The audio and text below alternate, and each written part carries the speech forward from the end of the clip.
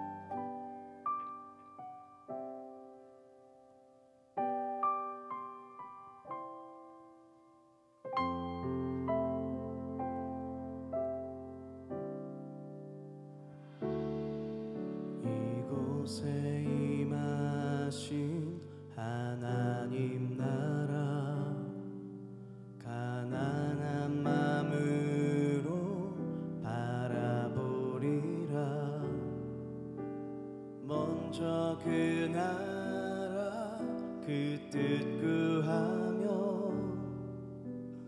나의 삶 드리리. 주님이 맡기신 하나님 나라 믿음의 눈으로 바라보리라. 하늘의 뜻이 이 땅 가운데 완성돼 그날까지 믿음 다하여 그 위에 서리라.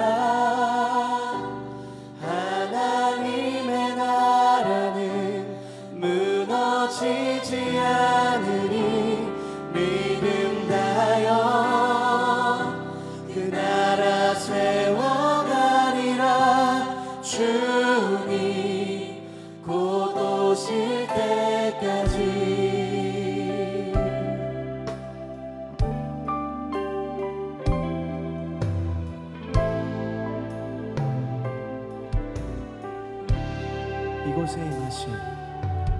이곳에 임하신 하나님 나라 가난한 마음으로 바라보리라. 먼저 그 나라 그 뜻 구하며 나의 삶 드리리.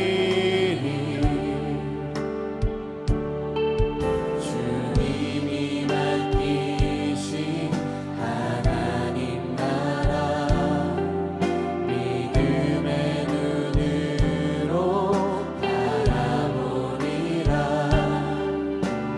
하늘의 뜻이 이 땅 가운데 완성될 그날까지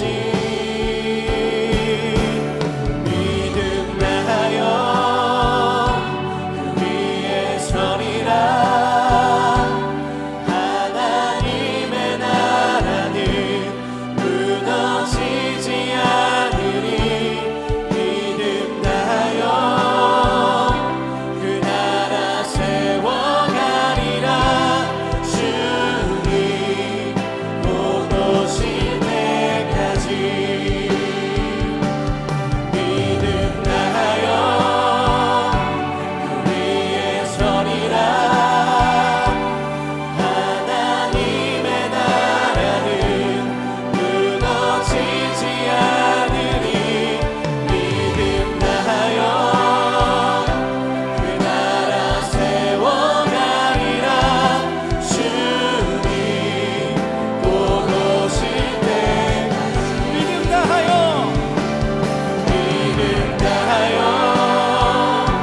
그 위에 서리라. 하나님의 나라는 무너지지 않으리. 믿음 다하여 그 나라 세워가리라. 우리 시간 두 손 들고 다시 한번 고백하며 나아갑니다. 우리의 믿음 다하여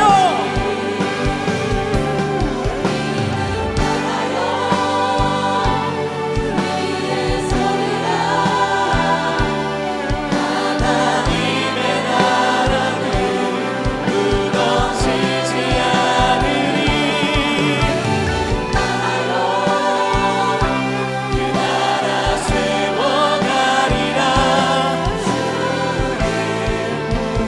이 시간 기도하며 나아갈 때 주여 우리가 믿음의 눈을 들어 주를 바라보게 하여 주시옵소서. 이 삶 가운데 어떤 두려움과 걱정이 찾아온다 할지라도 결코 흔들리지 않는 반석 되신 주님 안에서 믿음의 눈으로 주님을 바라보며 당당하게 나아가는 주의 자녀 되게 하여 주시옵소서. 이 시간 그런 예배 될 수 있도록 주님의 이름 부르며 기도하며 나아가겠습니다.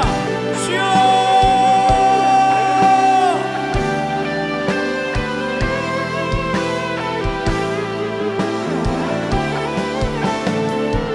할렐루야. 주님 우리가 믿음의 눈을 들어 주님을 바라보게 하여 주시옵소서. 우리 모든 마음 다해 주님을 예배하게 하여 주시옵소서. 이 삶 가운데 그 어떤 두려움과 되신 주님을 바라보면서 이 반석되신 주님 안에서 결코 흔들리지 않는 주님 붙잡고 담대함으로 나아가는 주님을 찾아드릴 수 있게 하여 주시옵소서. 우리가 모든 마음 다하여 주님을 예배하기 원합니다. 이 시간 성령을 함께 하여 주셔서 우리가 신령과 진정으로 예배할 수 있도록 주여 함께 하여 주시옵소서. 주여 이 자리에 임재하여 주셔서 주님의 그 크신 은총과 임재를 온전히 누리는 주님의 귀한 예배 될 수 있도록 주님께서 기쁨 받으신 예배 될 수 있도록 주여 함께 하여 주시옵소서. 우리가 모든 마음을 다하여 주님을 바라보며 우리의 모든 마음 다하여 주님의 음성을 듣길 소망합니다. 주여 이 시간 임재하여 주시옵시고 우리와 함께 하여 주시옵소서. 주여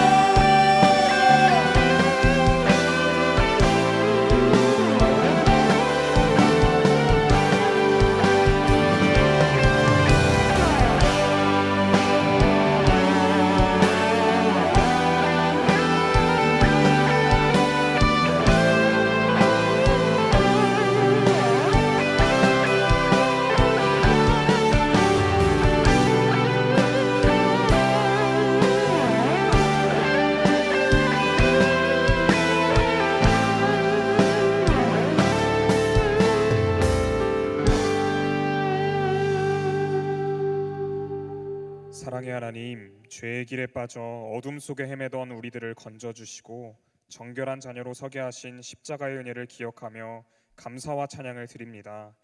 귀한 주일을 맞아 예배의 자리에 불러주셔서 주님 앞에 나아갈 수 있게 하시니 감사합니다. 이 시간 우리에게 하나님을 아는 지식으로 채워주셔서 마땅히 주님께 올려드려야 할 찬양과 영광을 올려드릴 수 있게 하여 주시옵소서. 주님께서는 우리가 기대하고 구하는 것보다 우리의 삶을 넘치는 풍요로움으로 채워주셨는데 주님이 주신 선한 것들을 우상 삼아서 주님보다 더 사랑했던 우리의 죄를 자백하며 회개합니다.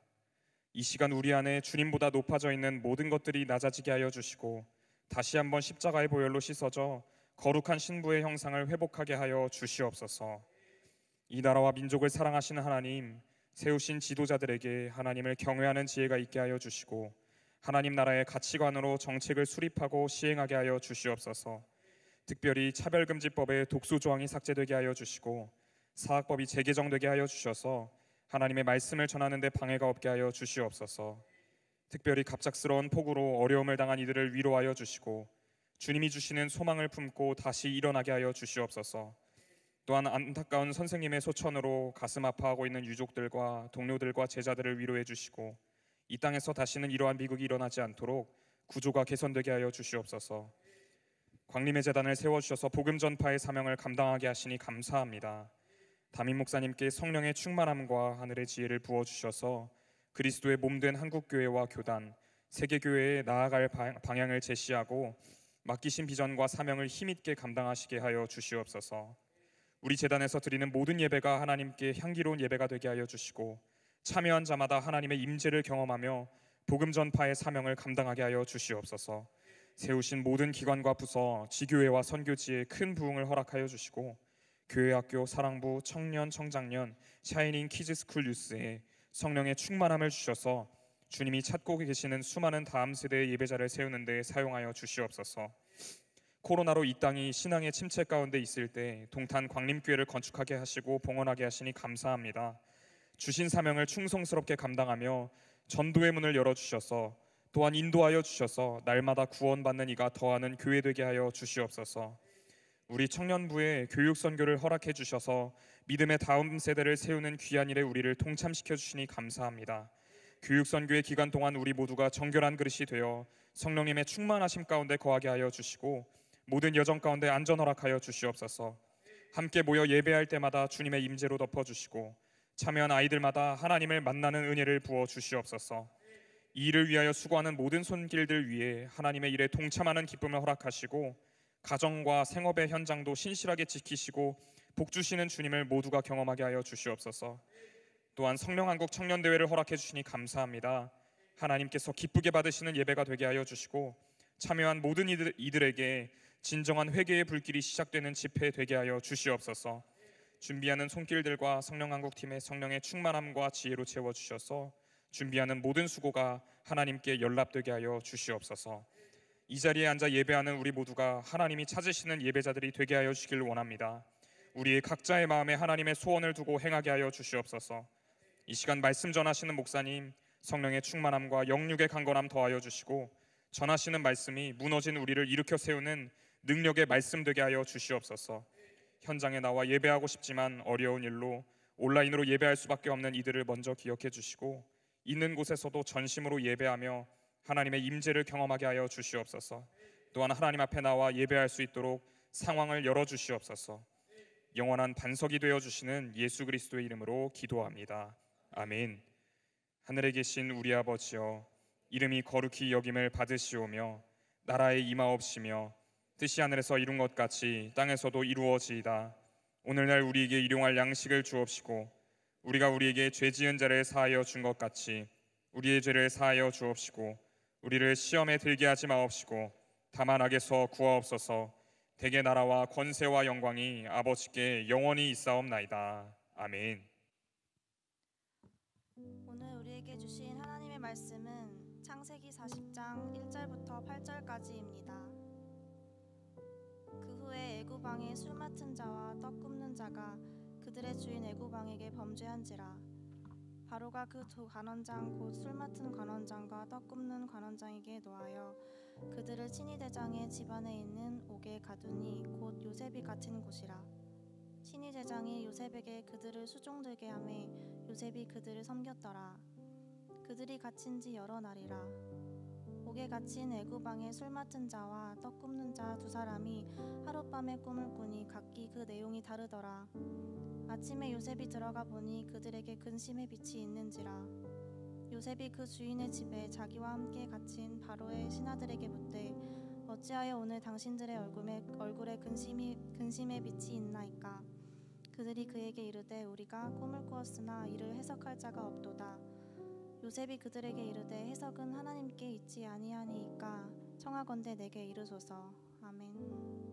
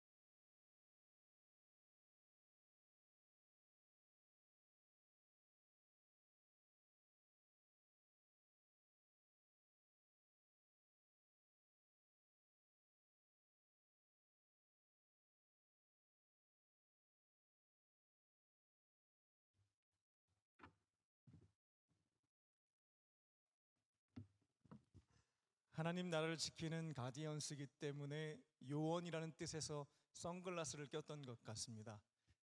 찬양의 고백처럼 각자의 주어진 자리에서 주의 나라 세워나가시고 또 확장시켜 나가는 일들에 쓰임받는 하나님 나라의 일꾼들 되시기를 다시 한번 주님의 이름으로 축원합니다. 이번 호렙산 기도회 때 청년들의 기도 제목을 가지고 기도하면서 청년들이 어떠한 상황 속에서 살고 있는지에 대해서 조금은 살펴볼 수가 있었습니다. 그리고 다양한 문제와 어려움 앞에서 어떠한 감정의 소용돌이 속에 살고 있는지도 볼 수가 있었습니다. 청년들에게 경험되어지는 대표적인 감정을 한 8가지 정도로 정리해 볼 수가 있었는데요. 불확실한 미래로 인해서 발생되는 불안감이 공통적으로 있었고요. 실패가 연속되다 보니까 거기에서 발생되는 좌절감이 있었습니다. 불확실한 미래로 인한 불안감, 실패로 인한 좌절감, 또 관계의 단절로 인한 외로움, 사회적 평판과 압력 등으로 인한 두려움, 잘못된 행동과 과거의 선택으로 인해 겪게 되는 죄책감, 연속적인 고통이 계속 다가오다 보니까 이제는 버텨낼 수가 없습니다. 무기력감을 느끼기도 하고요. 세상의 가치관과 교회에서 듣는 말씀, 이 가치의 충돌이 너무나 크다 보니, 그 격차가 너무나 크게 벌어져 있다 보니 거기에서 느끼는 혼란함도 있었습니다. 타인의 악행으로 인해서 처벌받지 않는 그 악인의 모습으로 인해서 겪게 되는 분노, 불안감, 좌절감, 외로움, 두려움, 죄책감, 무력감, 혼란함, 분노, 이 8가지가 호렙산 기도 제목에서 찾아볼 수 있었던 8가지 감정이었습니다. 이와 같은 감정의 늪에 내가 서게 되었을 때 어떻게 빠지지 않고 이것을 이겨낼 수 있을까라고 하는 것이 제 질문이었고 하나님 앞에 던졌던 물음이기도 했습니다. 기도의 자리에서 성령께서 생각나게 하셨던 것은 이 한 문장이었습니다.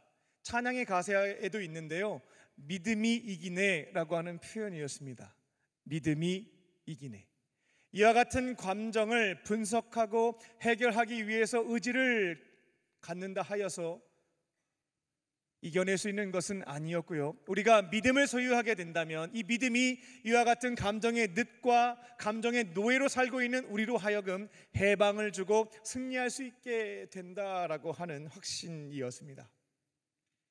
앞으로 8주 동안 믿음 온이라는 주제로 말씀을 전하려고 합니다. 성경에는 우리와 같은 비슷한 삶의 정황 속에서 동일한 감정의 격동에서 힘들어했던 인물들이 등장합니다. 그들이 어떠한 믿음을 소유한 채 이와 같은 어려운 문제들을, 장벽들을 넘어섰는지에 대한 말씀입니다. 각자에게 주시는 말씀들이 있을 겁니다. 성령과 함께 드릴 때 내게 감동 주시는, 기억나게 하시는 그 말씀을 붙잡고 지켜가시는 것들을 통해 이제는 어떠한 감정이 내 앞에 도사리고 있다 할지라도 이제는 노예가 되거나 늪에 빠지지 않고 이겨내고 극복하고 승리하는 삶을 살아가는 저와 여러분 되시기를 주님의 이름으로 축원합니다. 믿음 온의 첫 번째 주제는 불안감입니다. 물어볼게요. 지금 어떻게 편안하신가요? 아니면 불안하십니까? 우리가 왜 불안을 겪게 되는가 한번 좀 묵상해 봤습니다. 3가지 측면으로 이것 때문에 우리가 불안을 겪겠구나 정리해 볼 수가 있었습니다. 과거의 아픈 경험이 첫 번째로 우리를 불안하게 만듭니다. 과거에 발생하였던 상처와 아픔과 실패가 스멀스멀 올라오는 것이죠.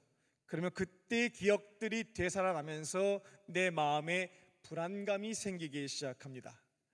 두 번째는 현재의 암울한 상황입니다. 취업을 준비하고 있는데 몇 년째 되지가 않습니다. 연애를 하고 있는데 이 사람과 정말 결혼을 하는 것이 맞을까? 결혼하게 되면 행복한 가정을 이룰 수 있을까? 라는 고민이 듭니다. 직장 생활에서는 관계에 어려움이 있습니다.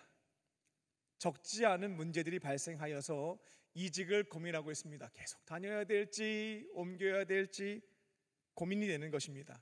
또 원하지 않았는데 건강상의 문제도 생겼습니다. 이러한 경우, 즉 현재의 다양한 문제가 발생하게 되면 암울한 상황 속에서 불안을 느끼는 것이죠. 세 번째는 미래에 대한 불확실성입니다. 우리 집은 도대체 언제쯤 화목해지는 거야? 나는 취업할 수 있는 게 맞나? 이 직장에서 얼마나 더 버텨낼 수 있을까? 지금 만나는 저 사람과 행복한 가정을 이룰 수 있을까?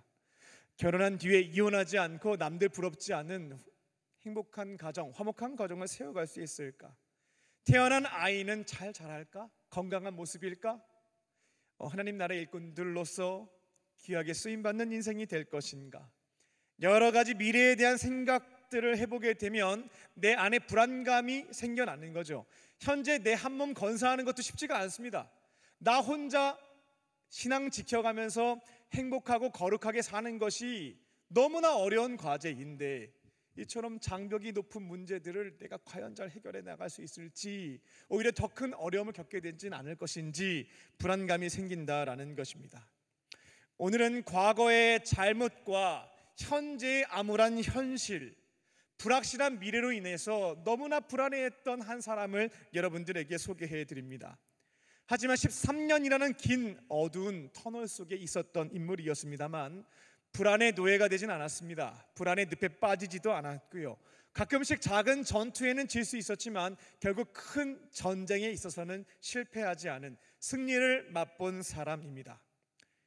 오늘 본문을 통해서 아시겠습니다만 요셉이라고 하는 인물입니다. 오늘 각자에게 주시는 말씀을 붙잡고 순종하심으로 이제는 남은 삶의 자리에서 어떠한 상황과 형편 속에 내가 직면하게 된다 할지라도 불안해하지 않고요, 평안한 마음을 가지고 승리하는 발걸음 내딛는 저와 여러분 되시기를 다시 한번 주님의 이름으로 축원합니다. 첫 번째로, 합력하여 선을 이루시는 하나님을 신뢰합니다. 모든 것을 합력해서 선을 이루시는 하나님을 신뢰합니다. 오늘 본문의 내용을 보게 되면 요셉은 20대 후반 정도 나이로 추정해 볼 수 있겠습니다. 그리고 현재 머물고 있는 곳은 감옥입니다. 교도소입니다. 가나안 땅의 유명한 부잣집 막내 아들이었던 요셉이 타국에서 너무나 억울하게도 모함을 받아서 감옥에 갇혀 있는 상황이었습니다. 지난 11년 동안 이집트에서 열심히 살았습니다. 누구보다 성실하게 일했습니다. 열심히 일한다고 해서 돈을 많이 버는 것도 아니고 지금 현재 신분이 노예거든요. 노예에서 해방되는 것도 아니었습니다. 그럼에도 불구하고 어찌 되었든 간에 다 떠나서 하나님이 나에게 허락하신 자리가 이집트고 나에게 맡겨주신 일이 노예로서의 업무라면 뜻이 있겠지라는 마음을 가지고 성실하게 감당했던 겁니다. 그리고 얼마 전에는 신앙 양심을 지키기 위해서 주인집 아내님께서 나를 성적으로 유혹했거든요. 그때 담대하게 뿌리쳤습니다. 나는 하나님 앞에서 죄 못 져요. 주인과 약속한 것이 있는데 제가 어떻게 당신과 그런 관계를 맺을 수가 있겠습니까? 뒤돌아 서버렸습니다. 그런데 그 결과는 무엇이었냐면 그 주인집 아내가 열받은 거예요. 이 히브리 노예라는 녀석이 어떻게 내가 이렇게 얘기했는데 거절할 수가 있겠는가? 수치심을 느꼈던 거죠. 남편한테 거짓말했습니다. 반대로 얘기해버렸어요. 이 녀석이 나를 겁탈하려고 했다고. 그것 때문에 억울하게 모함을 받아서 감옥에 갇혔습니다. 보디발의 집에서 나름대로 신앙 양심 지켜가면서 약 11년 동안 정성을 다해서 살았거든요. 그래도 이렇게 열심히 살다 보면 내 삶이 조금 개선이 되겠지, 하나님이 복 내려 주시겠지라는 마음을 가지고 1년이 아니라 11년을 살았거든요. 근데 공든탑이 단 한 번에 너무나 어처구니 없게도 신앙 양심 지켰는데 무너져 버리고 말았던 겁니다. 요셉이 무슨 생각했을까요? 내 인생이 왜 이렇게 꼬이는 걸까? 무엇부터 잘못된 것일까? 라는 생각을 했겠죠. 요셉의 인생이 참으로 평안하고 행복한 삶이었는데 이처럼 무참히 어려워지기 시작했던 시점이 되는 사건이 있었습니다. 바로 11년 전에 있었던 일이죠. 그때 발생했던 자신의 잘못, 또 그로 인해서 상처도 무진장 받게 됩니다. 상처와 잘못에 대해 생각하며 후회하고 자책했을 거예요. 그때 그 일만 없었더라면 내 인생이 이렇게 되지 않았을 텐데, 내가 그때 그와 같은 잘못을 저지르지 않았다면 어떻게 보면 하나님으로부터 징계가 이루어지는 것 같은데 이와 같은 아픔을 겪지 않을 텐데 라는 생각에 빠져 있었을 겁니다. 요셉이 17살 때 있었던 일입니다. 그는 가나안 땅의 부잣집 막내 아들이었습니다. 우리가 잘 알고 있는 야곱, 이스라엘의 11번째 아들이었죠. 야곱은 아내가 4명이나 있었어요. 여성 편력이 있어서 아내를 많이 두었다라고 오해하시면 안 되겠습니다. 여기는 조금 복잡한 상황이 있는데 창세기 29장 30절 뒷이야기가 궁금하신 분들은 읽어보시면 왜 야곱이 아내를 4명이나 얻게 되었는지 보실 수가 있겠습니다. 야곱이 그 4명의 아내 중에서 가장 사랑했던 것은 라헬이라는 인물이었고요. 얼마나 사랑했으면 첫눈에 반한 그 여인을 얻고자 14년 동안 무보수로 일했던 것이 야곱이었습니다. 성경에 보면 이런 표현도 있어요. 그 긴 세월이 야곱에게는 며칠과 같았다. 그러니까 너무나 사랑하는 그 여인과 결혼할 수 있다고 하니까 돈 안 받아도 되는 거예요. 7년 14년이 며칠처럼 느껴지며 일했던 것이 야곱이었습니다. 그처럼 라헬과 결혼을 하게 되었는데 안타깝게도 라헬이 자식을 낳지 못했습니다. 너무나 안타까운 상황이죠. 나머지 3명의 아내들은 자식을 낳는데 라헬만 못 낳는 거예요. 그러다가 결국 하나님의 은혜로 야곱과 라헬 속에서 아이가 기적과 같이 태어나게 되는데 그게 바로 요셉이었습니다. 야곱 입장에서는 너무나 사랑하는 나의 여인 라헬이 너무나 어렵게 낳아준 아들 요셉이었기 때문에 예뻐할 수밖에 없었습니다. 그리고 요셉은 12명의 형제들 중에서 막내급이었어요. 11번째 아들이었고 안타깝게도 라헬이 요셉의 동생이었던 베냐민을 낳다가 죽습니다.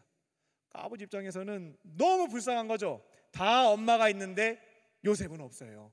베냐민은 너무 어리니까 그거 뭐 분별할 수 없고요. 다른 배다른 형들이 또한 요셉을 공격하지 않을까 하는 두려움 속에 요셉을 끼고 살았습니다. 그렇게 다른 형들이 일할 때 요셉은 아버지 품에 머물러 있었고요. 형들은 일하기 쉬운 노동자 복장을 하고 살았다라고 한다면 요셉은 주인이 입는 옷을 혼자 입었죠. 색동옷, 명품 입었다라고 생각하시면 되겠습니다. 그러니까 배다른 형제들 입장에서는 아버지의 사랑을 라헬, 우리의 다른 어머니 라헬만 독차지했고 또 그 자식인 요셉만 받고 있으니까 너무나 질투심이 생기고 분노가 나는 상황이었습니다. 이럴 때일수록 요셉이 정신을 바짝 차리고 겸손해야죠. 아버지의 사랑을 독차지하고 있다면 받지 못한 사람들을 배려할 수 있어야 되겠죠. 아버지가 계실 때에는 통제가 불가능하니까 방법이 없겠지만 아버지가 안 계실 때에는 형들에게 미안한 마음을 가지고 존중도 하고 정성을 다해서 섬겨야죠. 넙죽 엎드려야죠. 그런데 기고만장해서 형들 무시했습니다. 선줄로 생각할 때 넘어질까 조심하며 겸손함을 지켜가야 되는데 복받을 때 교만해져서 무너짐을 경험하게 되었다라는 겁니다. 10명의 형들 중에 노예 출신 어머니의 형들이 있었거든요. 그 형들만 골라서 아버지에게 거짓말해서 혼나게 만들기도 했고요. 하루는 꿈을 꿨습니다. 형들이 묶어놓은 볕단이 요셉이 묶어놨던 볕단에 절하는 꿈이었습니다. 이게 절한다라고 하는 것은 어떤 의미냐면 굉장히 강력한 권력을 가지는 사람이 된다는 것을 의미했죠. 거의 왕 되지 않는 한 형들이 절하는 일은 없습니다. 그러니까 요셉 입장에서 7살 꼬마아이가 아니에요. 동화책에는 어린 아이로 그려져 있지만 17세입니다. 사리 분별이 가능한 상황이었어요. 형들이 기분 나빠할 거 뻔히 알았는데 가서 말합니다. 형들이 묶어놓았던 볕단이 내가 묶어놨던 볕단에 절했어요. 나는 이처럼 위대한 사람이 될 겁니다 라는 자랑을 했던 것이죠. 성경을 보게 되면 형들이 다 기분 나빠했습니다. 이 나쁜 녀석 같으니라고. 여기까지는 참았습니다. 아버지가 보호하고 있으니까 건들 수도 없겠고요. 나 무시당하는 것까지는 참는 거죠. 그런데 두 번째 꿈이 문제였습니다. 그 꿈에는 별뿐만 아니라 해와 달이 등장하는데요. 해와 달과 11개의 별이 요셉의 별에게 절하는 꿈이었습니다. 이것 듣고 형들이 도무지 이제 분노를 참지 못하는 거예요. 여기에서 해와 달이라고 하는 것은 아버지와 어머니를 뜻했습니다. 이전 꿈은 형들만 절하는 거였는데요. 이제 두 번째 꿈에서는 아버지와 어머니가 요셉에게 절하는 거죠. 근데 이 어머니 누구의 어머니? 라헬은 죽었습니다. 배다른 어머니, 노예 출신 어머니. 그러니까 형들이 분노가 치밀어 오르는 거예요. 나를 무시하는 건 내가 참을 수는 있겠는데 이처럼 고생하고 아버지 사랑도 못 받고 살았던 내 어머니인데 너한테 절한다고? 이제 내 어머니까지 무시해? 이게 형들이 폭발했던 분노의 지점이었습니다. 결국 화를 당하게 되는 거죠. 형들은 구덩이를 팝니다. 요셉을 죽일 작정이었습니다. 옷 다 벗기고 깊이 판 구덩이에 던져버려요. 그리고 선택했던 것은 무엇이었냐면 아사시키는 거였습니다. 물도 안 주고 먹을 것 안 줘서 굶겨 죽일 생각이었어요. 근데 이건 너무 심하다 싶어서 결국 꺼내준 뒤에 미디안 상인에게 은 20개 받고 팔아버리죠. 노예로 팔아버립니다. 요셉의 옷에는 동물의 피를 다 묻혀가지고 아버지 보여드리죠. 아버지, 너무나 안타깝게도 요셉이 맹수의 공격을 받아서 죽었습니다. 이 옷에 묻은 피가 바로 요셉의 피입니다. 죽었습니다. 시체 못 찾습니다. 거짓말 해버리게 되는 거죠. 그렇게 요셉의 인생이 이 사건으로 인하여 한순간에 급변하게 되었던 겁니다. 요셉이 이집트에 와서 힘든 일이 있을 때마다 늘 떠올랐던 것은 17살 때 나에게 발생했던 자신이 실수했던 것과 받았던 상처에 대한 부분이었습니다. 지금 요셉은 억울하게 감옥에 갇혔고 11년 전에 있었던 그 사건이 또다시 생각났을 것입니다. 그때 내가 형들에게 교만 떨지 않았다면, 내가 형들에게 겸손했다면, 지금 내가 노예로 살면서 수많은 사람들 수족을 내가 들면서 받들고 있는데 내가 우리 형들에게 지금 하는 거 10분의 1만 했더라도 이와 같은 일들은 나에게 발생하지 않았을 텐데, 아버지와 어머니와 형들과 너무나 유복하게 살았을 텐데 라고 하는 후회가 몰려든 거죠. 그리고 형들이 나에게 주었던 너무나 수치스러웠던 그 상처들 같이 복합적으로 올라와서 이 불안에 떨었던 것이 요셉이었다라는 겁니다. 이와 같은 어려운 일이 발생하게 되면 사람은 이 감정의 늪에 조금씩 빠져들기 시작합니다. 내 발을 살짝 담그기 시작하면 그 늪에서 헤어나올 수가 없는 것이죠. 그때 요셉이 다행히도 이 감정의 늪에 빠지지 않고 그 소용돌이에서 나올 수 있었던 것은 그에게 믿음이 있었기 때문이었습니다. 어떠한 믿음이었냐면 모든 것을, 과거의 잘못과 상처까지도 합력하여서 선을 이루어 주실 수 있는 나의 하나님, 그 믿음이 있었기 때문에 이 늪에 빠지지 않을 수 있었다라는 것입니다. 요셉이 이집트에 와서요, 모든 것이 다 불행이었지만 가장 복된 일이 한 가지가 있었습니다. 그 뭐였냐면 하나님을 만난 것이죠. 그 전까지 요셉에게 있어서 하나님은 아버지 야곱이었습니다. 내 곁에 항상 있잖아요. 내가 말하지 않아도 필요한 것 다 해주잖아요. 날 지켜주고 먹을 것도 먹여주고 내 인생도 책임져주고 보호해주는 아버지 야곱. 근데 그 품을 떠나게 되었습니다. 의지할 대상이 사라져버리게 된 거죠. 사교성이 좋으면 주변에 있는 이집트 사람들과 대화를 나누면서 또 친구도 사귀고 도울 일을 찾을 수도 있었겠습니다만 언어가 다릅니다. 말이 통하지가 않아요. 이집트에 와서는 어느 누구도 도움을 요청할 수 없는 유일하게 혼자 남아있는 단독자였다라는 것입니다. 그때 이제 요셉이 선택했던 것은 무엇이냐면 어쩔 수가 없는 선택이었어요. 붙잡을 수 있는 대상은 아버지가 간증했던, 자신의 경험을 통해서 고백했던 여호와 하나님, 그분을 붙잡는 것 외에는 다른 방편이 없는 상황이었습니다. 요셉은 아버지로부터 들었거든요. 하나님이 어떠한 분이신지, 구체적으로 합력하여 선을 이루어 주시는 하나님이 나의 하나님이었다라고 그 워딩을 쓰신 것은 아니었겠습니다만 아버지의 삶의 이야기를 쭉 들어보게 되었을 때, 야, 우리가 믿는 하나님은, 우리 조상의 하나님은, 또 살아계신 그분은 모든 것을 합력하여 선을 이루실 수 있는 능력이 있는 분이구나 라고 하는 하나님에 대한 이해를 갖추고 있었다라는 것이죠. 아버지 야곱이 항상 얘기했던 게 있거든요.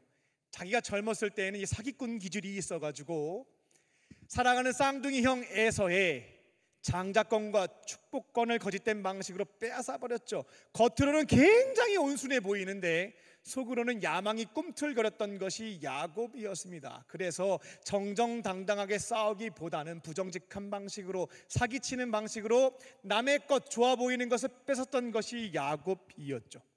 그렇게 했다가 형이 그 사실을 알게 되어서 너는 오늘 내 손 안에 죽는다라는 얘기를 듣게 되죠. 형 진짜 셌거든요. 에서는 사냥을 즐겨하는 사람이었거든요.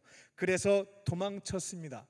800km를 도망쳐서 20년간 외삼촌 라반 집에서 죽을 고생하게 됩니다.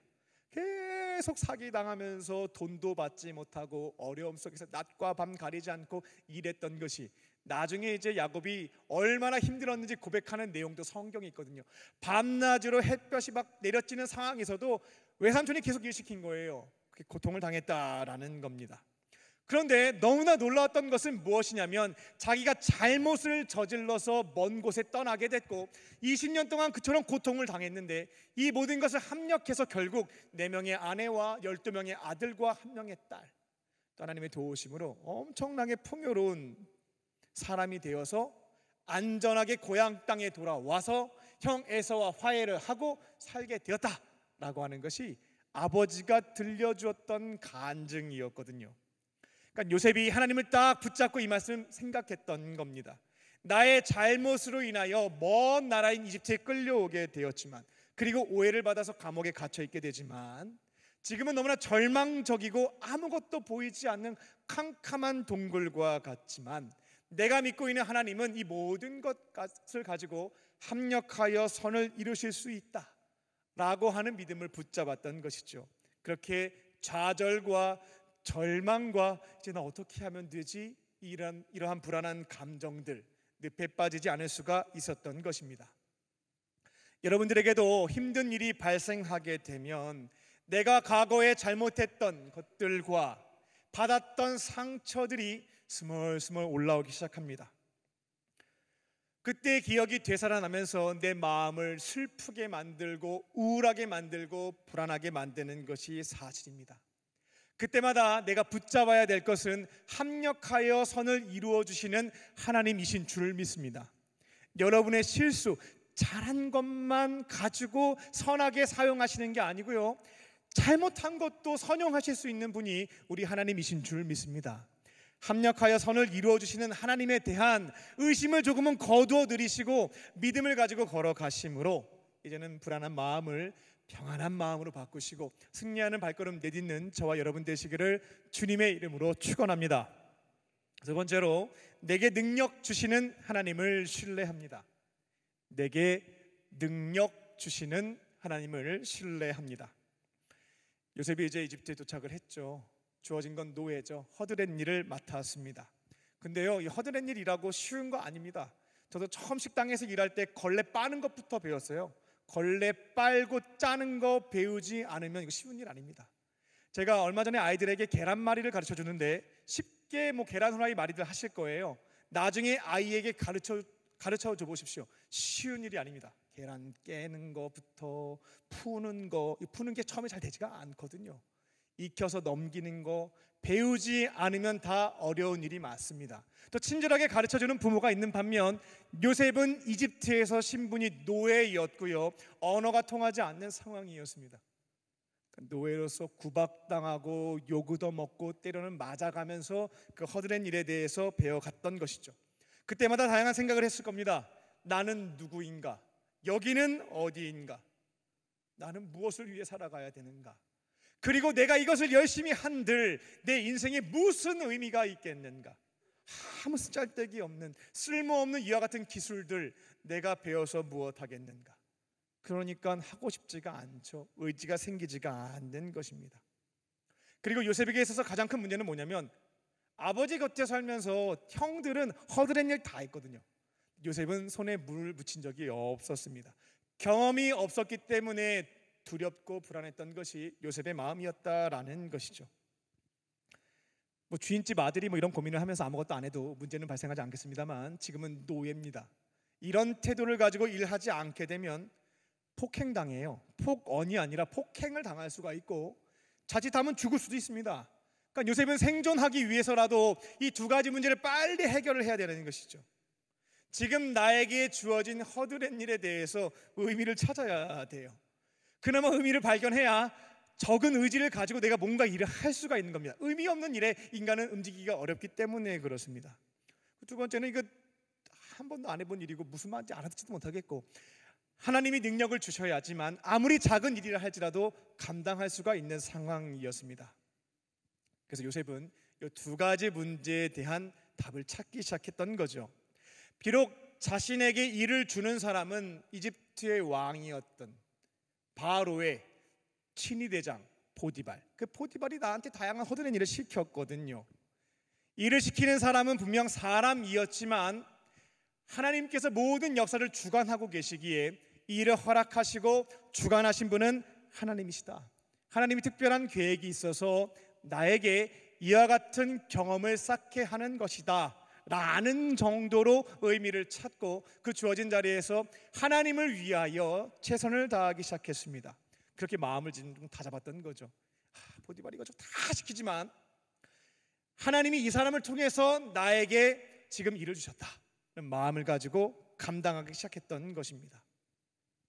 그리고 어려운 일이 있을 때마다 정말 사람한테 도움을 구하고 싶은데 도와줄 사람이 없으니까요, 하나님 앞에 기도하면서 능력 주시기를, 이 일들을 잘 해낼 수 있는 지혜들을 구하기 시작했던 것이죠. 그러다 보니까 요셉이 다른 노예와는 달랐습니다. 주인의 눈에 딱 들어오는 것이죠. 나에게 주어진 일에 대해서 요셉은 하나님이 나에게 주신 일이라는 믿음을 가지고 정성을 다해서 감당하니까요, 다른 노예와는 엄청난 차별성들이 있는 거죠. 억지로 맞지 않게 사는 사람과 부모님을 위해서도 아니고 연인을 위해서도 아니고 하나님 위해서 일을 하는 거예요. 누구보다 최선을 다해서 정성을 다해서 감당을 했던 겁니다. 그리고 하나님께 능력을 구하니까요, 주시는 능력들이 풍성했을 것입니다. 바벨론에서 다니엘과 3명의 친구들이 혼란스러운 상황에서 하나님을 붙잡기로 뜻을 정했죠. 그리고 공부를 시작했는데 다른 곳에서 끌려왔던 왕자들보다 10배 똑똑해졌다라고 하는 것이 다니엘서에 기록되어 있는 내용이었는데, 요셉 또한 수많은 노예 중에 유일하게 하나님을 선택했고 주를 위해서 일을 했고 도우심을 간구했기에 주시는 능력을 가지고 다른 노예와는 비교할 수 없는 역할들을 감당을 했을 것이다 라는 것입니다. 그러니까 보디발 입장에서는 얘가 참 그래도 괜찮다 생각이 들어 창세기를 보게 되면 가정 총무의 역할을 맡기게 되죠. 집에서 가계부 쓰는 거 아닙니다. 보디발은 왕의 친위 대장으로서 관사에 살고 있었고, 그 관사에는 어떠한 국가기관이 있었냐면 정치범을 수용하는 교도소가 있었습니다. 일반 사범 말고 정치 사범을 가두는 국가기관이죠. 요셉이 가정총무가 되었다라고 하는 것은 우리 집에서 발생하는 얼만큼 쌀을 사고 얼만큼 고기를 사고 이런 게 아니고요, 국가기관의 재정을 운영하는 경험을 그 당시에 하게 되었다라는 겁니다. 근데 이것 또한 어떻게 하겠어요?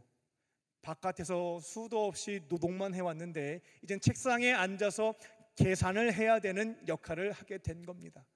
굉장히 당황스러웠을 거예요. 차라리 몸을 쓰는 일을 지시하는 사람의 역할을 맡겨줬다면 누구보다 경험을 가지고 지도하면서 잘 이끌어갈 수 있겠는데, 생전 한번 해보지 않은 국가기관의 재정을 감당하는 재무관리 역할을 맡겨버린 거죠.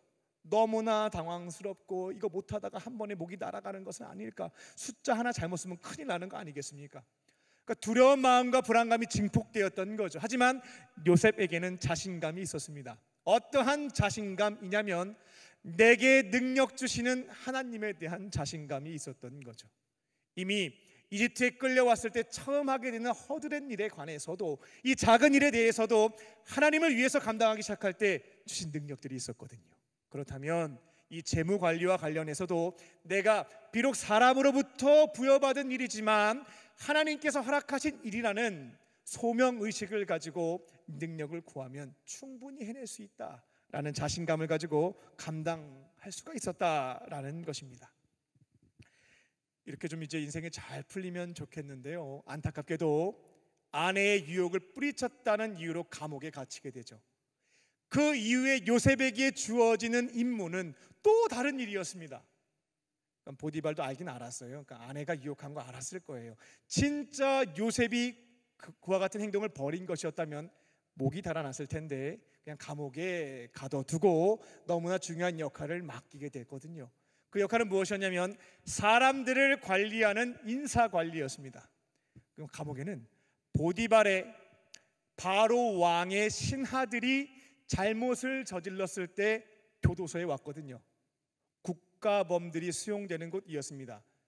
굉장히 고위 직급에 있었던 사람들도 있었고요, 하급 관리도 있었습니다. 근데 문제는 그 중에 복직되는 사람들도 있고 때로는 처형당하는 사람도 있죠. 이들을 어떻게 내가 관리하느냐에 따라서 요셉도 마찬가지이겠습니다만 보디발에게도 영향이 될 수 있는 부분이었어요. 그래서 이 인사 관리를 요셉에게 맡기게 되는 거죠. 오늘 본문 4절을 보게 되면 보디발은 바로 왕의 고위 직급을 가지고 있는 관리가 들어오게 되었을 때 요셉에게 그들을 케어할 것에 대한 명령을 주게 됩니다. 굉장히 걱정이 됐을 거예요. 자칫 잘못했다가는 목이 달아날 수도 있는 일이고 한 번도 해본 적이 없는 일이었습니다. 하지만 요셉은 자신감이 있었죠. 내 자신에 대한 능력, 이건 아니었고요. 내게 능력 주시는 하나님에 대한 신뢰가 있었다라는 겁니다. 나에게 주어지는 일이 사람으로부터 주어졌지만 하나님께서 허락하심을 기억하고, 즉 소명의식을 가지고 주의 능력을 구하게 된다면 내게 능력 주시는 자 안에서 모든 것을 할 수 있다라고 하는 자신감이 이미 허드렛 일과 재무 관리를 통해서 경험되었던 부분이었다라는 것이죠. 그래서 요셉은 그 자리에서 인사 관리에 대한 역할도 내게 능력 주시는 자 안에서 모든 것들을 감당하게 됩니다. 지금 여러분들에게 하나님께서 허락하신 삶의 자리가 있습니다. 맡겨주신 역할들이 있죠. 작은 일도 있고 큰 일들도 있을 겁니다. 때로는 내가 한 번도 경험해 보지 못한 일들에 대해서 사람을 통해서 역할을 부여받을 때도 있을 겁니다. 가정이 되었든 교회가 됐든 선교지에서 선교팀에서 어떤 역할이 주어지든 학교나 일터에서는 다 마찬가지입니다. 그때마다 나에게 주어진 일들을 사람이 지시하긴 했지만 내 안에 계시는 하나님께서 허락하셨음을 믿고 내게 능력 주시는 자 안에서 능력을 구하실 줄로 믿습니다. 그 자리에서 도우시는 손길을 경험하고 감당하는 경험들을 지금부터 출발하실 줄 믿습니다. 지금부터 차곡차곡 그 경험이 간증이 쌓여지기 시작하면요, 내가 어떠한 상황에 놓인다 할지라도, 어떠한 역할과 임무가 사람을 통해서 주어진다 할지라도 내 안에 불안감이 없습니다. 맞다, 지난번에 그 일도 내가 처음 하는 거였는데 내가 주를 위해서 감당하다 보니까 능력 주셔서 모든 것들이 풍성한 열매를 맺을 수가 있었어. 또 그 기회를 통해서 내 안에서 은사도 찾게 됐고 특별한 능력도 얻게 됐고 오히려 받은 복이 많아 라고 하는 경험으로부터 나오는 자신감이 있기 때문에 불안감이 조금씩 사라져 버리는 것입니다. 내게 능력 주시는 자에 대한 믿음을 가지고 어떠한 자리에서도 평안함을 가지고 하나님께서 부여하신 모든 역할과 사명들 승리하며 나아가는 저와 여러분 되시기를 주님의 이름으로 축원합니다. 끝으로 여호와 이레 하나님을 신뢰합니다.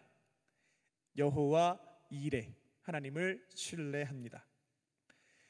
성경에 기록되어 있는 사람들은 완벽한 사람 아무도 없습니다. 오해하지 마세요. 설교 시간에 선포되어지는 내용은 그래도 우리가 본을 받고자 하여 좋은 모습에 대해서 이야기가 되어지다 보니 성경에 기록되어 있는 많은 사람들은 너무나 훌륭하다, 나와는 다르다라는 오해를 하시는데, 앞뒤를 쫙 읽어가시게 되면 나와 별반 다르지 않은 연약하고 부족한 동일한 사람임을 쉽게 확인해 볼 수가 있겠습니다. 요셉도 부족한 사람이에요. 하나님에 대한 신실한 믿음을 가지고 가면서 단 한 번의 흔들림 없이 너무나 멋지고 고결하게 살았던 사람은 아닙니다. 오늘 읽지는 않았지만 이 술 맡은 관원과 이 포도주를 맡았던 관원이 감옥에 들어오게 되고요, 그들이 꿈을 꾸게 되었을 때 요셉이 해석해 주게 됩니다. 하나님이 주신 지혜로 해석을 하게 되죠. 근데 안타깝게도 빵 굽는 관원은 당신 3일 안에 죽어요 라고 얘기해 줄 수밖에 없었고, 포도주를 맡았던 관원의 경우에는 당신은 복직될 겁니다 라고 하는 것을 전달해 주게 되죠. 요셉이 그때 인간적인 생각으로 술 맡은 관원에게 도움을 요청하게 됩니다. 나중에 복직되게 되면 제발 나를 좀 기억해 달라고, 내가 잘못해서 감옥에 갇힌 게 아니라고, 이 억울함을 풀어주셔야 되겠다고 제발 나 좀 기억해 주세요 라고 간청하게 됩니다. 여호와 이레 하나님에 대한 믿음이 요셉에게 있었죠. 아름다운 미래를 예비해 두셨고 가장 좋은 때에 나의 억울함도 풀어주시고 좋은 것으로 갚아주실 것이다 라고 하는 믿음이 있었지만 감옥에 온 이상 자꾸만 흔들리는 거예요. 내가 잘못된 것을 선택한 것이 아니잖아요. 주인의 아내가 나를 유혹했을 때 신앙 양심에 따라 거절했을 뿐인데, 그러면 하나님이 기뻐하시는 일을 했으니까 내 미래는 아름다운 것을 당장 주셔야 되겠는데 감옥에 갇혔잖아요. 흔들리는 겁니다. 하나님 진짜 계신가? 저 좋은 것을 예비해서 나에게 주시는 분이 맞을까? 이게 나한테 해당 사항이 맞는 걸까? 이거 아닌 것 같은 거예요. 이거 하나님 안 계시는 거 아니야? 내가 헛것을 믿고 있었던 것이었고 모든 것이 우연의 일치였는데 내가 그냥 하나님이 주신 것으로 짜집게 했던 것은 아닐까? 이런 혼란이 요셉에게 있었던 겁니다. 그러다 보니 하나님을 붙잡지 못하고 이 술 맡은 관원에게 제발 좀 복직이 되면 나를 좀 살려달라고 그의 은혜를 구하게 되었던 겁니다. 하지만 결론을 알고 계시겠습니다만 사람을 믿어봤자 돌아오는 것은 대부분 배신입니다. 기대가 클수록 실망감은 커진다라고 하는 것을 이미 사회생활을 하신 분들은 경험을 하셨을 겁니다. 술 맡은 간원이요, 대꾸도 안 해요. 나중에 성경을 읽어보세요. 나를 좀 기억해 주세요 라고 얘기를 하는데 대꾸 안 합니다.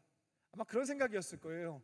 야, 너가 좀 꿈 좀 해석해 줬다고 지금 나랑 뭔가 좀 비슷한 상황이 됐다라고 착각하는 것 같은데, 나는 이집트 제국의 왕의 최측근인 고위 관료야. 넌 노예야. 내가 꿈을 얘기했으면 너는 다 해석하는 건 당연하게 너가 해야 될 일인 것이고, 야, 근데 이거를 가지고 지금 내가 죄수복 입었다는 이유로 부탁을 해.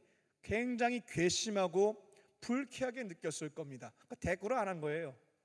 나중에 복직된 다음에는요, 요셉이 했던 이야기를 기억 못했다라고 되어 있지 않고요, 요셉 자체를 지워버립니다. 요셉에 대한 기억 자체를 하지 않았던 것이 술 맡은 관원이었어요. 요셉이 하나님 대신 사람을 택해서 뭔가 좀 아름다운 미래를 만들어 가 보려고 했지만 결과적으로 돌아왔던 것은 배신이었다라는 것입니다. 근데 이후에 2년의 세월이 지나게 되거든요. 2달이 아니라 2년 동안 감옥에서 인사관리하면서 살게 됩니다. 하나님께서 요셉을 택하시고 지켜주시는 여호와 이레 하나님께서 요셉을 고아처럼 버려두시지 않았고요, 이 모든 것들을 한 번에 해결할 수 있는 기회를 주시게 되죠. 바로 왕이 꿈을 꾸게 되고 해석을 못하게 되자 그때 술 맡았던 관원이 맞다, 그때 감옥에서 내 꿈을 너무나 멋지게 해석해 주었던 여호와 하나님을 믿는 히브리 노예가 하나 있었는데 걔 한번 데리고 와봐야 되겠다. 약속을 지킨 게 아니고요, 왕에게 잘 보이기 위해서 요셉을 데려다 놓고 꿈을 해석하게 시킵니다. 요셉이 그 자리에서 하나님이 모든 꿈을 주셨고 해석하는 지혜도 하나님께 있음을 고백하며 쫙 풀어주게 되죠. 왕이 꾼 꿈은 7년간의 흉년을 의미하고 또 7년간의 풍년을 뜻합니다. 주신 지혜로 해결책도 제시해줘요. 7년의 풍년의 기간 동안 곡식의 5분의 1을 비축해 놓게 된다면 앞으로 다가올 7년의 흉년의 기간 동안 이 나라 버틸 수 있습니다. 얘기해 주게 되죠. 바로 왕이 요셉의 능력에 탐복하지 않았고요, 성경 말씀을 보게 되면 하나님으로부터 감동을 받은, 하나님께서 꿈을 해석할 수 있도록 지혜를 주시는 이 요셉, 하나님에 대한 믿음과 기대감을 가지고 요셉을 총리로 시키는 것을 보게 됩니다. 그 일을 계기로 요셉은 흉년의 문제 앞에서 많은 생명을 살리는 역할도 합니다만 나중에 가족들과 깨어진 관계도 회복되는 기회도 얻게 되었죠. 성경의 이야기는 자수성가하신 분들, 자기계발서에 있는 내용과는 조금은 다릅니다. 열심히 노력하면 1만 시간 노력하게 되면 전문성을 나타낼 수가 있게 되고 거기에 기회를 받게 되면 성공할 수 있다, 이런 내용과는 다르다라는 것입니다. 나와 함께 하시는 하나님, 그 하나님에 대한 믿음을 가지고 붙잡고 살게 되면 합력하여 선을 이루어 주시는 하나님, 내게 능력 주시는 하나님, 여호와 이레 하나님의 은혜로 풍요롭고 행복하고 은혜 가운데 살 수 있다라고 하는 것이 바로 성경이 말하고 있는 공식입니다. 하나님을 믿음 가운데 붙잡고 살게 되면 하나님을 택한 자들을 하나님께서 책임져 주신다라는 것이죠. 요셉이 자기 능력 가지고 살았으면 잘 돼봤자 가정 총무입니다. 잘 돼봤자 감옥에서 인사관리 부장 정도 하는 거예요. 근데 그가 하나님을 붙잡고 주어진 역할에 따라 주신 능력으로 감당하기 시작하자 고대 근동의 많은 사람들의 생명을 살릴 수 있는, 깨어졌던 가정을 화목하게 하는 주의 크신 비전을 이루어 드릴 수 있는 사람이 되었다라는 것입니다. 저와 여러분이 믿고 있는 하나님은 여호와 일의 하나님이신 줄로 믿습니다. 하나님은요, 저와 여러분을 버리지 않으세요. 그리고 가장 좋은 것을 예비해 놓으시고 가장 정확한 때에 주시는 분인 줄 믿습니다. 아브라함은 그거 받는 데까지 25년 걸렸고요, 야곱은 20년 걸렸습니다. 요셉은 11년 걸렸고요. 소망이 있는 것은 점점 줄어들었다라고 하는 것이죠. 저희도 조금 소망을 품을 수 있겠는데요, 지금 나에게 주어진 상황, 신앙 양심에 따라 또 하나님에 대한 소명의식을 가지고 정성을 다해 살고 있는데 내가 처한 현실은 마치 노예 생활 같은 거죠. 감옥 생활 같은 분들도 있을 겁니다. 불안해할 필요 없겠습니다. 하나님을 딱 붙잡고 걸어가시면 정하신 때가 있어요. 우리가 인간적인 방식으로 사람을 택하기 시작하면 그 사람이 줄 수 있는 범위 안에서, 그 은혜 안에서 살게 될 것입니다. 하지만 여러분이 무한하신 하나님을 붙잡고 살게 되면 하나님께서 정해놓으신 그때에 여호와 일의 하나님께서 주신 풍성한 열매를, 은혜를 경험하게 될 줄 믿습니다. 합력하여 선을 이루어 주시는 하나님, 진짜일까? 불안해하지 마시고요, 믿음을 붙잡고 걸어가십시오. 내게 능력 주시는 하나님, 야망 위에서 일할 땐 능력이 없습니다. 주의 일을 감당하는 자들에게 주시는 것이 디나미스, 능력입니다. 나에게 주어진 모든 것들이 악한 것이 아니라면 하나님께서 나에게 주신 일, 소명의식을 기억하시고 감당하시면 놀랍게도 부어주시는 능력을 경험할 수 있습니다.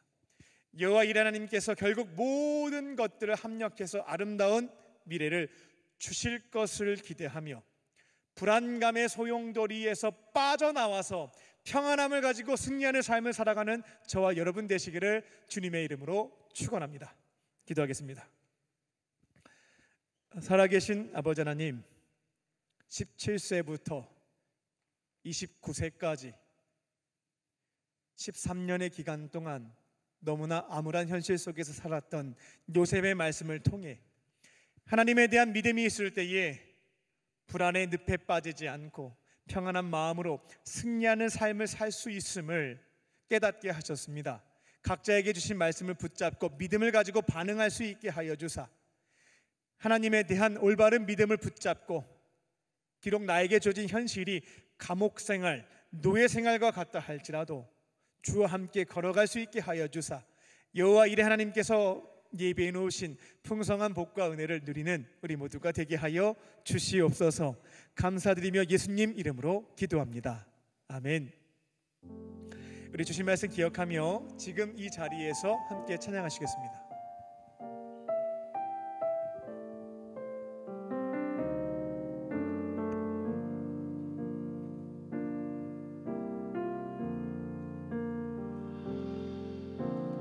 둘러봐도 보이지 않고 막혀버린 삶의 현실들,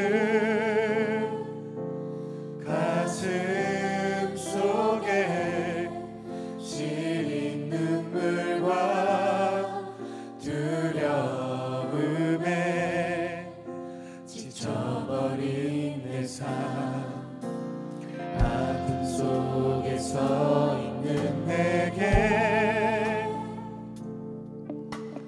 안타까워 손 내미시네. 눈을 뜨니 주님 계시네. 나를 안고 그의 길로 인도하시네. 지금 이 자리에서 주를 바라보며, 지금 이 자리에서 주가 영광 받으시도록 주께 승복하리라, 주께 나아가리라. 지금 이 자리에서 살아내리라. 지금 이 자리에서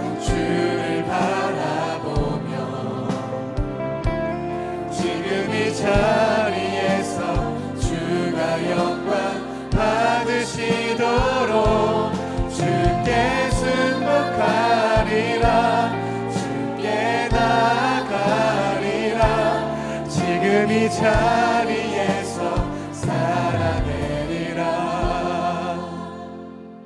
각자에게 주신 말씀 붙잡고 기도하는 시간 갖도록 하겠습니다. 잠시 눈을 감고 내 안에 계신 성령께서 주시는 음성을 듣겠습니다. 오늘 나에게 주시는 주의 말씀을 기다려 보겠습니다. 생각나게 하시고 또 세밀하게 주시는 음성을 이 시간 침묵하며 또 1분 동안 듣겠습니다.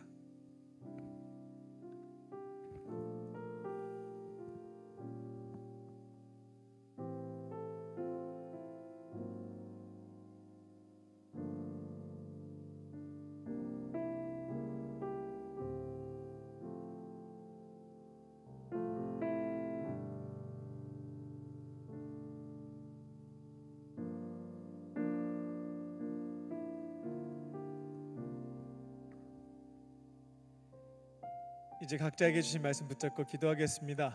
성령께서 주시는 음성이 있다면 이게 바로 오늘 나에게 주시는 레마의 말씀임을 믿고 주의 도우심을 간구하며 지켜갈 수 있도록 도우심을 간구하시면 되겠습니다.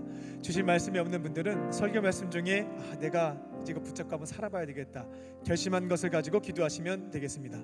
다 함께 주여 한번 부르짖고 통성으로 주 앞에 기도하겠습니다. 주여.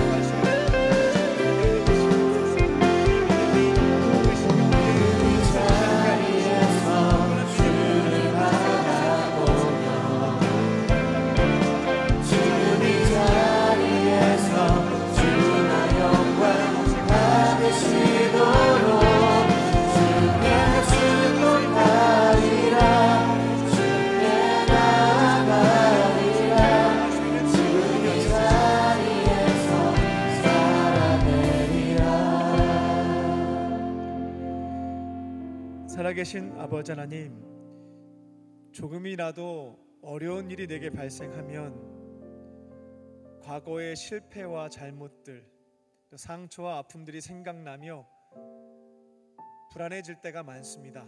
자책하며 우울해질 때도 많습니다.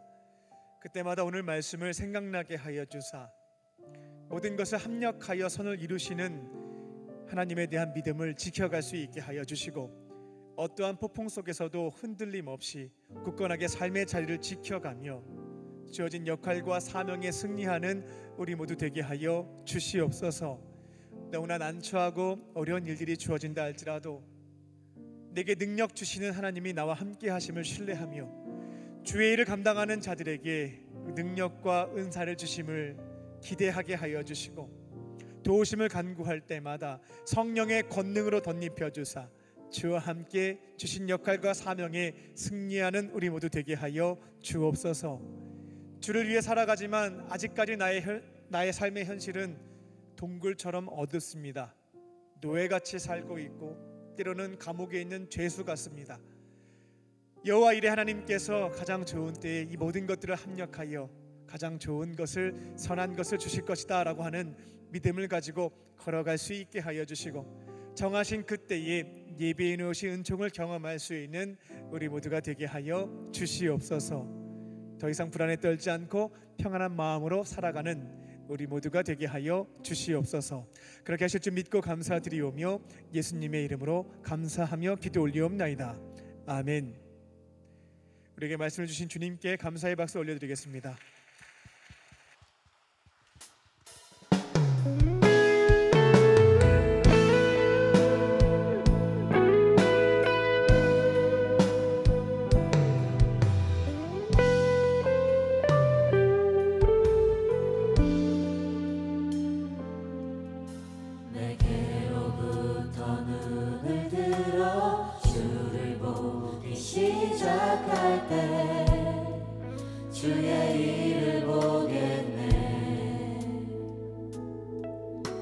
내 작은 마음 돌이키사 하늘에 꿈꾸게 하네.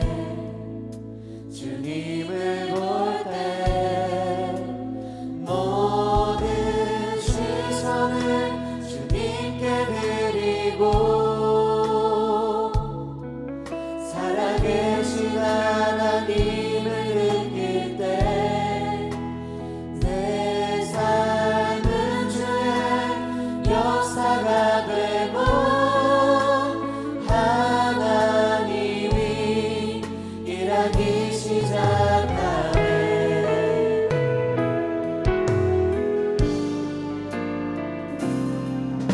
성령이 나를 변화시켜 모든 두려움 사라질 때 주의 일을 보겠네. 거대한 땅 가운데서 주님 마음 알게 되리. 주님을 볼 때 모든 시선을 주님께 드리고 살아계신 하나님을 느낄 때 내 삶은 주의 역사가 되고 하나님이 일하기 시작하네. 모든 시선을 주님께 드리고 전능하신 하나님을 느낄 때 세상은 주의 나라가 되고 하나님이 일하기 시작하네. 함께 자유제를 찬양하겠습니다. 주님의 영광, 주님의 영광 임하네. 주님의 영광 임하네.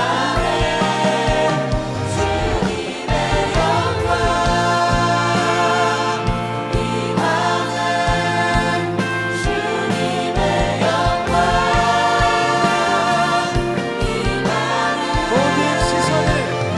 모든 시선을 주님께 드리고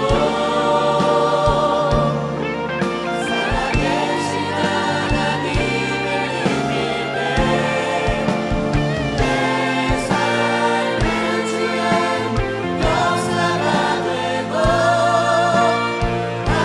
하나님이 일하기 시작하네. 하나님이 일하기 시작하네.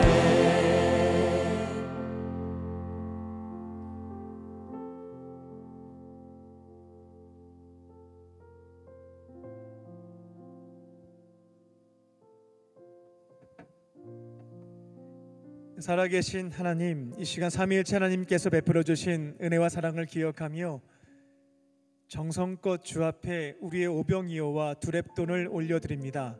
주님 기쁘게 받아주시고 주의 나라와 그 영광 위하여 사용하여 주시옵소서.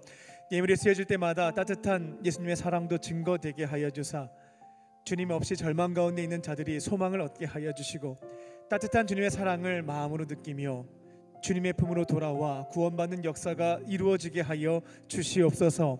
예물을 드린 손길을 기억하여 주사 넉넉함으로 채워주시고 하나님의 교회와 어려운 이웃을 위하여 섬기는 축복의 통로로 쓰임받게 하여 주시옵소서. 예물 드리지 못한 자들이 있습니다. 경제적으로 많은 어려움이 있사오니 하나님 그들 마음 위로하여 주시고 삶을 통하여 주 앞에 기쁨의 예물 드릴 수 있도록 인도하여 주시옵소서. 이 시간 몸과 마음과 영혼의 질병이 있는 자들 위해서 기도합니다. 내게 금과 은은 내게 없으나 내게 있는 것 내게 주노니 곧 나사렛 예수의 이름으로 모든 악한 질병은 떠나갈지어다.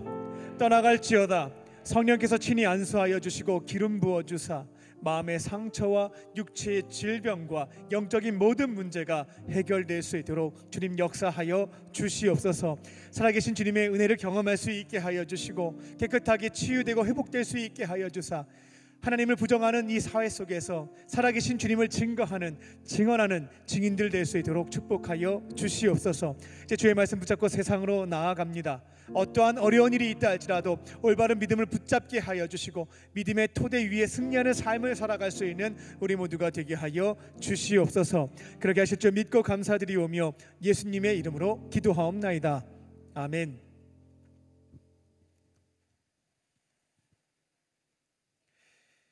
할렐루야.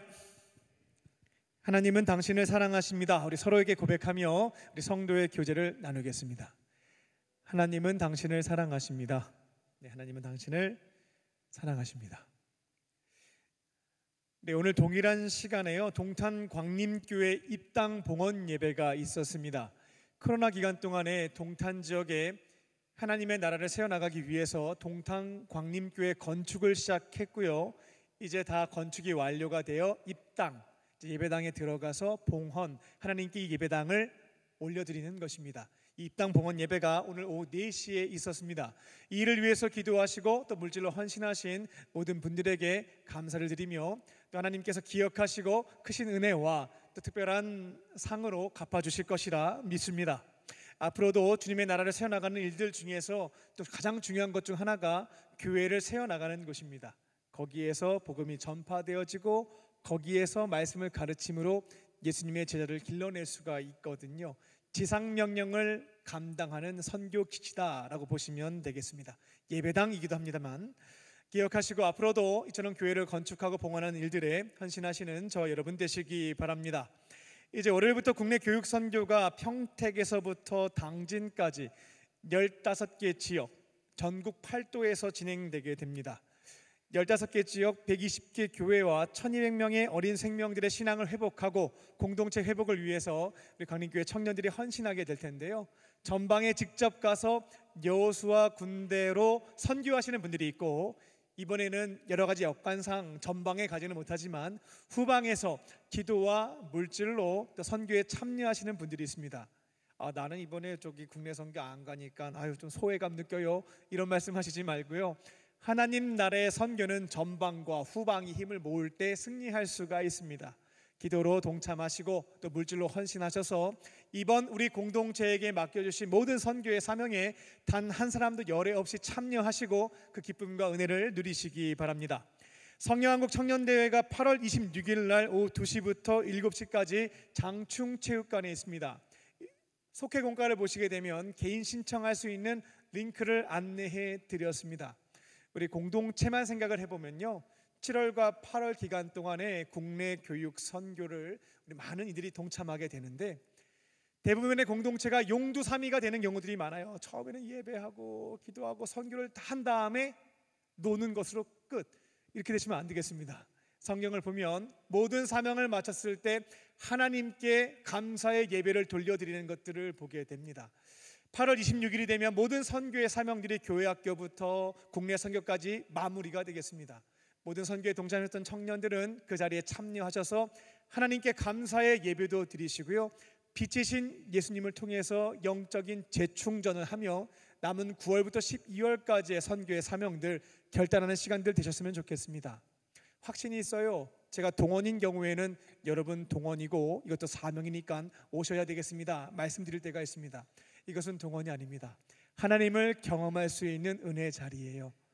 부진자라든지 가족이라든지 아직도 예수님을 인격적으로 만나지 못한 사람들이 있다면 담대하게 전하시기만 하십시오. 그 자리에 왔을 때 빛이신 주님을 만나서 새로운 삶을 결단하는 자들이 그 자리에서 일어날 것입니다. 기도하고 있고 주신 확신이 있어서 선포합니다. 기억하시고 8월 26일 성령한국 청년대회를 통해서 개인적으로도 사랑하는 모든 사람들도 인생의 전환점을 경험하시기를 다시 한번 권면드립니다. 자, 새 가족을 소개하도록 하겠습니다. 오늘 처음 나오신 분들은 자리에서 일어나 주시기 바랍니다. 카드는 안 내셨지만 처음 오신 분 있으면 인도자와 함께 일어나시면 충심으로 환영하겠습니다. 우리 박규영님, 또 김우진님 자리에서 일어나시면 우리 충심으로 환영하겠습니다. 나의 사랑 나의 자녀 너의 하나님 여호와 내 맘에 계시니 너를 구원하셨네 나의 사랑 나의 자녀 너의 이름 언제나 기억하고 계시니 주의 영광으로 가득 채우리라. 우리 박수하며 축복하겠습니다. 네, 자리에 일어나 계시면 기도해 드리겠습니다. 살아계신 하나님, 오늘 이곳에 주님께서 너무나 사랑하시는 우리 청년들 보내주시니 감사합니다. 다양한 계기로 교회 찾아왔지만 마음 주시고 발걸음을 인도해 주신 분은 하나님이신 줄 믿습니다. 아버지 하나님의 품으로 돌아왔사오니 예배의 자리에서 예수님의 사랑과 은혜를 경험하게 하시고 세상이 줄 수도 없고 알 수도 없는 참된 기쁨과 평안을 누리게 하여 주시옵소서. 앞으로는 외롭게 혼자 지내지 않고 예수님과 믿음의 사람들과 함께 행복하고 거룩하게 살게 하여 주시옵소서. 모든 것 감사드리오며 예수님의 이름으로 기도합니다. 아멘. 뜨겁게 박수로 환영하겠습니다. 모두 일어나셔서 결단하며 주님께 찬양 드리겠습니다.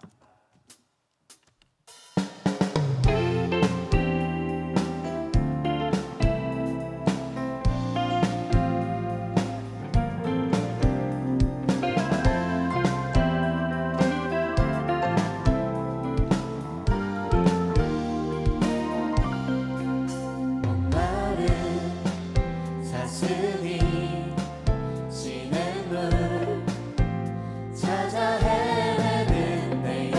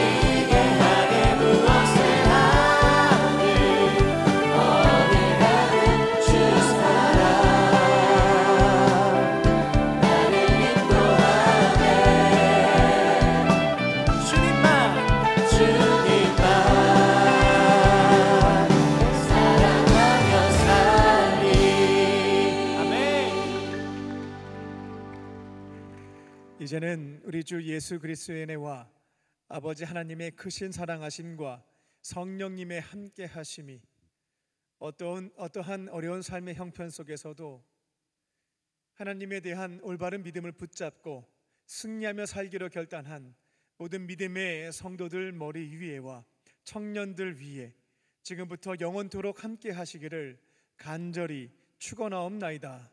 아멘.